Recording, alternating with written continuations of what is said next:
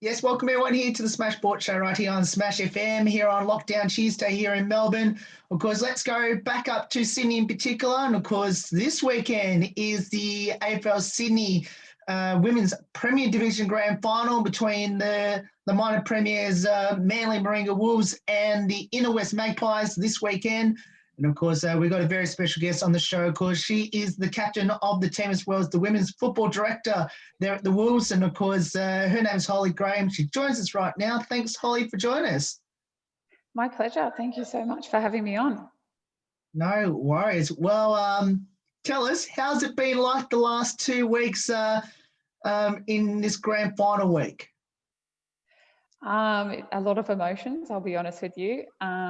We're all super pumped and excited to be a part of it. But of course, the nerves are through the roof as well. So we had a bye last weekend because we won the previous week. So it's sort of been, 2 weeks, like you said, trying to focus on the game, but still make sure we're well prepared and ready to go for Saturday. Now, of course, you've advanced to that grand final to beating East Coast Eagles in the second semi-final to get there. I guess for everyone out there who haven't had the experience of getting the week off going to the grand final, what was it like, especially last week, even though you just had no idea who your opponents were? Yeah, it was tough. Everybody had their own idea of pardon me, who might win last weekend and who our opponent will be come the grand final. But we tried to, during the week, just keep it fun at training. We had relatively light sessions. Everybody pulled up a little bit sore after a tough game that weekend. So just tried to keep it fun. And then a couple of us actually went out and watched that game versus Inner West and East Coast Eagles on the weekend. So get a little bit of a scope into who we would potentially be playing this weekend, which was really fun. Now, you mentioned about that prelim final last week at Henson Park. I guess if you did attend that game, how did you see that prelim final? Yeah, exactly how we expected it to be honest. Really, really tough game. Both quite skilled teams with a lot of, I guess, what you would call set plays and set patterns in the game. It was quite impressive to see that Inner West Magpies were really good with converting. So whenever they entered the forward 50, they generally scored every time, which was quite different to East Coast. They struggled to get the ball through the sticks when they entered their forward 50, but a really good battle in the midfield, which was good for us to see, I guess, and scope out before the weekend to see where the strengths and weaknesses were in each team. But the game was exactly as we expected, two really, really good teams and a really tough battle. Now, obviously, you know that you're playing Inner West Magpies. You had to do it the long way. Of course, had to play elimination final every single week to get there to the grand final. And obviously, you had that week's break. I guess, how are you going to approach this game? Are you going to approach this game as if, the Magpies are a pretty dangerous team considering they've pretty much knocked out everyone else? Yeah, 100%. I think that's the only way you can go about it. I don't think you can go in thinking it's going to be anything but hard. It was a tough game when we played them during the season. It was even tougher when we played them in a trial match throughout the season, at the beginning of the season, sorry. And they just have a bunch of players that have played for a very, very long time. So experience is priceless, really, in footy. And I think, having that level of experience in a team is massive. And we know they're going to be a really, really well-structured team who are going to come out guns blazing. I know that the season got cut short due to COVID. The question I want to ask you is, I guess in March when the whole country got into lockdown, I guess, were you optimistic as the captain and obviously being the women's football director as well, that we're ever going to get a season this year? To be honest, no, not really, initially. We were all a little bit disappointed when that happened, as we'd had a really strong pre-season, the strongest pre-season we've probably ever had as a club as a whole, as well as us as the women's squad. But it didn't really feel like we were going to get anything underway given that we were getting closer and closer to the end of winter sports season, and everybody thought, no way would we get any kind of a season in. So I think it's been amazing to get what we had as a 9-game home and away season in. We were able to verse every team once, which is very, very different than normal. But it actually ended up working in our favour as a club. I think we actually managed to field an extra women's team. So we ended up fielding 3 women's teams, and we actually had forecast to only field 2. So in a way, that delayed season helped us and helped women's footy in the area. But I definitely didn't think we were going to get off the ground back in March. Yeah. Now, I guess a pretty remarkable year, especially in the prelim, considering, you pretty much played everyone once, as you mentioned, and obviously finished on top, well and truly on top of the ladder. I think it was like 1 or 2 games clear of your nearest opponent in East Coast Eagles.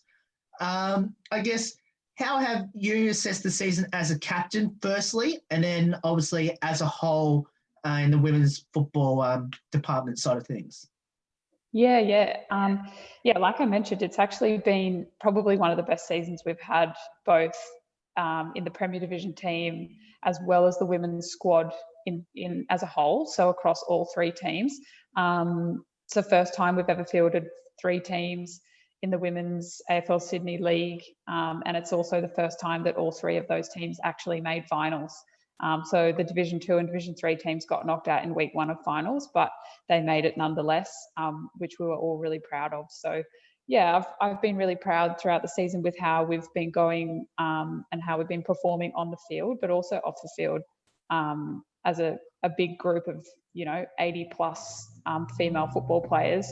We have a lot of fun all together, socialising when we can within the COVID-19 restrictions, and also on the field. So I've been really proud to take the team through to a grand final, but also lead I guess a broader playing group through a challenging season. But I think we've made it fun, which is what we try to do down at Manly, I think, to keep players enjoying their footy.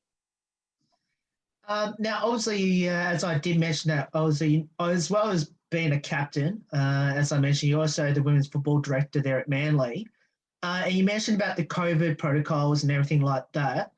How difficult was that at the start, and especially to sort of go through the whole year with, I know that I guess you can't go into the club rooms or change rooms, I should say, before game and all that sort of things. How difficult was that to sort of get everything sorted and, I guess, do the best the club can do in regards to trying to keep everyone safe, but still be able to prepare for game days? Yeah, it was definitely a challenge, but a challenge for everybody because we're all sort of facing it for the first time, I guess. I think the hardest thing was to get it across to all of our players across the men's and women's teams. Everybody who was keen to get together and continue training, because we'd all had such a strong pre-season. So the toughest thing was to get it across to players that you just cannot organise your own training sessions in groups of 20 to 30. At the moment, I think at a point in time there, it was you could exercise in pairs, so we could encourage people to go down to the park and kick the footy with their one friend. But it was really challenging to get that across to players. Of course, in the end, they all understood it and sort of just had to wait it out until we were allowed to go ahead. But come training, I guess, a couple of different things we had to think about. We had to make sure we had a list of all players who were attending training, and we asked them how they were feeling prior to setting foot on the field, make sure we're ticking them off our list, having different cleaning products around the ground to make sure we're sanitising footballs. People aren't entering the change room, only to use the bathroom. So different things that you would never think about doing. Normally you just get to the park and unlock everything and off you go. So it was challenging, but like I said, it had to be done. So you just had to do it the best you can. And I think, we got through it quite well and we got footy underway. So that was the main thing. Now, tell us a bit about the team that you captain. Tell us a couple of players we should watch out for in the grand final without giving too much away to your opponents. Yeah. Yeah, I suppose we're in a fortunate position where we have quite a well-rounded team with a lot of experience and a lot of different, I guess, from a lot of different backgrounds. So we have a couple of AFLW players in that team who have been a massive asset to us throughout the season and will be a big part of our team on the weekend. We also have a couple of young girls, Jess Doyle and Roxy Bozeville, who have come through the junior pathway with us on the Northern Beaches and have been a massive asset to the team. You know, they're only 17 years old, but they've got big aspirations of making it to the AFLW. So they'll definitely be ones to watch on the weekend. It's sort of hard, I guess, to pick a couple out because I actually think it's a very talented team. But of course, I'm probably a bit biased. Jessica Layton in the back line will be really tough with a lot of speed. So she'll be one to watch in the back five as well. Now, you mentioned about the younger, I guess, players coming through. Obviously, I know that the combine that happened last week, I'm assuming there's a couple of your players involved in that. Obviously, I think the AFLW draft's actually today. I guess tell us how many of those players from your team attended the combine and hopefully be drafted. Yeah, these two young girls, they didn't actually attend the combine this year, but they'll definitely be in the running for it next year. Once they hit the age of 18, we do have one player in our team who is hoping to get drafted tonight. So we have our fingers crossed for her. She's been training with the GWS Giants for the past year and a half.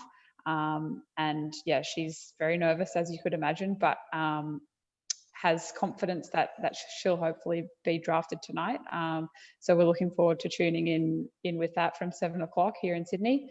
And yeah, we have our fingers and toes crossed for her. You might as well give her the shout out, that name we should maybe watch out for in the draft tonight. That name is Elizabeth Graham. Now, I guess let's talk a bit about your footy journey first. I guess, where did it all start and why did you choose it, Holly? I actually only started playing footy in 2014. So the Manly Wolves have been around since 1969, I want to say, something like that. But they'd never had a female team until 2014. So that was the inaugural women's team. We started in Division 2 in the AFL Sydney League. But I'd actually followed footy for almost 20 years, probably now. Grew up in a sports mad household and was always a fan, but there was never really much opportunity for young girls. There was no girls only teams, I guess, at that point in time. So I sort of steered clear and played many other sports. But once 2014 hit and I heard there was going to be a women's team down at Manly, I jumped on it straight away, and I've been playing ever since. Down there, there's one other girl who's also been with me that whole journey since 2014. So it's awesome to be able to have been progressed through the divisions in the league and now make it into a Premier Division Grand Final. Yeah, it's incredible, and I think speaks volumes for women's footy in general and especially in the area. Now, you just mentioned you're one of two players that's been there from the start in the Prem's team. I guess tell us who that player is and how special is it to share the journey with her in the last 6 seasons. Yeah, so her name is Ash Carter, and she would have been maybe only 16 or 17 when she started. Yeah, it's been awesome. She was actually the first female player to reach the 100-game milestone at the club ever, and she hit that milestone a couple of weeks ago, which is awesome. Unfortunately, I don't hit mine this year. I'll have to wait for next season to get my 100 under the belt. But yeah, we shared a grand final last year in Division 1, and unfortunately just got pipped at the post. But either way, that was really special, and I think it'll be even more special this coming weekend, being in Premier Division. And yeah, I guess it's a little bit different when you've been a part of the journey for the entire time as well. Sometimes hard to explain. So yeah, but between the two of us, we'll be absolutely wrapped if we can get the win this Saturday. Now, what will be some highlights throughout your football journey so far, Holly? Oh goodness, there's probably quite a lot. I guess a highlight would probably be almost the season that we've just had, and not even just because of the on-field performance, more just because of the group that we've actually got together in the Premier Division team this year. We're a pretty tight group of about 24 players, and it's not often, I guess, the years gone by that we haven't had such a tight group within a team. There's usually a couple of people that might clash or not get along quite well, but you still play footy nonetheless. I think it's just a little bit different this year. We have some really good friendships between all 24 of us, which has been really special, and I think is a little bit more special to me, I guess, as well, having gone through it for 5 to 6 years now. We're finally at that point where all the hard work is starting to come together and show with the off-field performance and the on-field performance, I guess, in a way. So yeah, I'd probably have to say that it's sort of all peaking, I guess, at this season, and it's been a real highlight, and yeah, really nice to see everybody enjoying their footy from something that we've created back in 2014. I guess for you, what does the sport of footy mean to you, and especially playing there at Manly Warringah Wolves? Yeah, I think it's definitely been my number one sport for as long as I can remember, really. Watching it on telly, following the Swans for my whole life. It's been a really big part of my life in general. I'm a big sports fan, but footy is definitely my number one. And I never thought I'd actually become so attached to it. But I think having played it now and also been a fan of the sport, it's changed my perspective a little bit.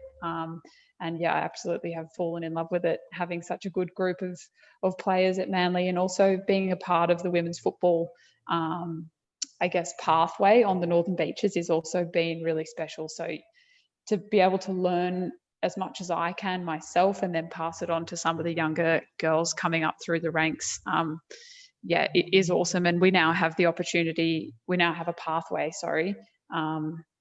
for girls to play from the age of 5 right up to seniors now on the Northern Beaches, which is something that, would never think would have happened 5 years ago. Now, just continue on from that question. What does it mean to you to be the captain of this team? Yeah, I actually get asked this question quite a lot. And I suppose I was in a really fortunate position. I actually have been captain since 2014, so I've sort of been leading it for quite a while, and it definitely has its ups and downs. The structure has changed a little bit in the last couple of years, where we have a bit more of a leadership group, so we can sort of share the load and all chip in here and there rather than it falling on one person. But this year's been pretty awesome, just because of the group that we've had. I know I've mentioned it a couple of times, but yeah, it does mean a lot. I sort of don't take myself too seriously, and I just want to make sure I'm having fun playing footy, and the rest of my team is having fun playing footy. So that's the main thing. We're learning new skills, we're making new friends, and we're having fun playing footy is sort of how we roll at Manly. And that's, yeah, I enjoy being a part of that, because I think those are sort of the main thing. You don't want to be too serious and too competitive, that it's not enjoyable. So yeah, I love doing it, and I wouldn't put my hand up to do it or agree to do it if I didn't like doing it, So yeah, I do love doing it. Do you have any future ambitions in the sport of footy? No, I'm definitely happy playing at AFL Sydney level. Definitely not super interested in progressing through towards AFLW. I did a little bit of rep footy a couple of years ago, and sort of went a couple of levels higher. But again, just for fun, and happy playing at Manly with a good group of players and enjoying the footy. Tell us a bit about your coaches there at Manly. Yeah, so we've as I said, had 3 teams this year. So that was a really late decision, I guess. So we managed to get another coach on board at really last minute, which was lucky. So we've got 3 coaches across all of our teams, and then, like I mentioned, we've got a couple of AFLW girls helping out, who play in the Premier Division team, but also act as player coaches in a way. I guess they've got a wealth of knowledge to pass on. So it's been good having a couple of different perspectives. The coach that we've had, or the coach that we have in Premier Division, has been our coach for probably 4 years now, I want to say. And he's actually a past player at the club, so he's been around for a while. And yeah, started with us when we were in Division 1, and we've actually made it to the finals every year under him. So he's got a pretty good record at the moment, and I guess so do the Division 2 and Division 3 coaches as well, making finals this year, and Division 2 made it last year as well. So a good track record. Now, for anyone that should get down to have a go in the sport of football, what will be your advice to get down there, especially to play at Manly Warringah? Yeah, I guess probably just goes back to what I said, like just give it a crack and have fun. They're pretty much the two things that we focus on a lot at Manly. You know, don't be afraid to get in there and give it a red hot go. You always have things that you can learn and things that you can improve on. And I think, yeah, going in with an open mind and giving it a go is the best way that you'll learn and enjoy it, which are the most important things. And then, of course, from that, making really good friends and meeting some awesome people along the way. And you might as well tell us where everyone in the Sydney area have no idea where your home ground is. Whereabouts is your home ground there in the beautiful Northern Beaches? Yes, beautiful Northern Beaches. We're very lucky. We're in walking distance to the beach from our home ground, which is amazing. We're based down at Weldon Oval in Curl, so probably 2 suburbs north of Manly. A lot of people might be familiar with Manly as a suburb. So we're just 2 beaches north of Manly in Curl. They're quite close to the beach. Now, of course, I can't miss by asking you some lighthearted questions about your teammates. Firstly, any embarrassing moments by any of your teammates on the field? I'm terrible because I'm useless at even taking notice of these things. But I suppose generally, you know, we haven't even had anybody kick the wrong direction this year, which is probably a good thing, though. I should add. No, we've had a few, I guess, you know, head clashes and things like that from people not talking, but not really any embarrassing moments as such. We do have a couple of players that have a few pre-game rituals which we make fun of sometimes, but generally on the field everybody's quite switched on, which is a good thing. Well, I was going to ask this question a little bit later on, but considering you just mentioned it, firstly, do you have a pre-game ritual or superstition? And who are those players you just mentioned about having some funny routines? Yeah. I do a couple of things. I guess every time I always have my socks folded a specific way whenever I play, so I don't wear them how they're meant to be worn up high. I fold them a specific way, and then I always warm up in the same singlet before the game, and then get changed into my jersey beforehand. So I'm a little bit superstitious and fussy about the socks and the singlet that I wear. A couple of other players, I know Lisa listens to folk music before every game while she's getting treated and strapped by the physio. A couple of others have specific ways that, or not a specific way, like a specific way that they tie their shoelaces, like an order in the way that they tie their shoelaces, which is quite funny. Another one is Libby has a specific hairband that she wears, so it always has to be the same one that she wears for every game, and I totally understand why.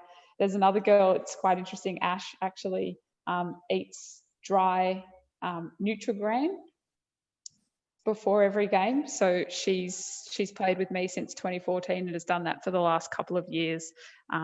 It's a really, really odd pre-game ritual. I don't think it has any sort of performance enhancing benefits at all. I think it's definitely just all mental, and it's quite interesting. I don't even know how it's enjoyable, but that's probably the funniest one. any comedians in the team? Comedians, yeah, we do. We have one lady, Noni, who is hilarious. She does not take herself seriously at all. She's actually originally from the Northern Beaches, but lived for quite a couple of years in the Northern Territory before coming back home to start a family. So she lives back down here now, but yeah, she doesn't take herself seriously at all, and she's always happy to crack a joke, whether it be at training or socialising or even during the game. She's one of those players who loves a conversation with her opponent as well, which everybody gives her a hard time for, because you don't want to be fraternising with the enemy. But yeah, she's a bit of a self-proclaimed comedian, but it's awesome to have people like that around, I think, to keep the mood positive, even when you've got a big game coming up.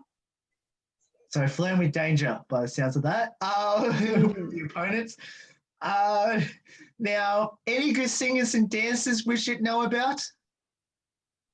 Oh, singers and dancers. I'd probably say we're all pretty average singers, but when we're singing the song at the end of the game, it's probably not really classed as singing. More so screaming and yelling and trying to keep your emotions in check. But dancing, we haven't really been able to have, I guess, many social functions this year with the restrictions. So normally I'm sure people would get up on the dance floor and bust a few moves, but it's been such a different season, or we've almost only just been able to play footy, and the rest of the stuff has been, scrapped a little bit. So I wish I had a good answer for you for that one, but this season, unfortunately not. Well, maybe if you, when your team wins the premiership, maybe you can tell me then. Yeah. During the lockdown that you had at the back in March through to about May or June, did you try anything new? And if so, was there a hidden talent that you didn't think you had? Oh, yeah. Okay, interesting. One thing that we did do, well, I guess that I did, I tried to sort of keep my footy up where I could, but I did a little bit of juggling around the house. Tried to get myself up to juggling 4 balls. I'm not quite there. That could potentially be a little project for the off season.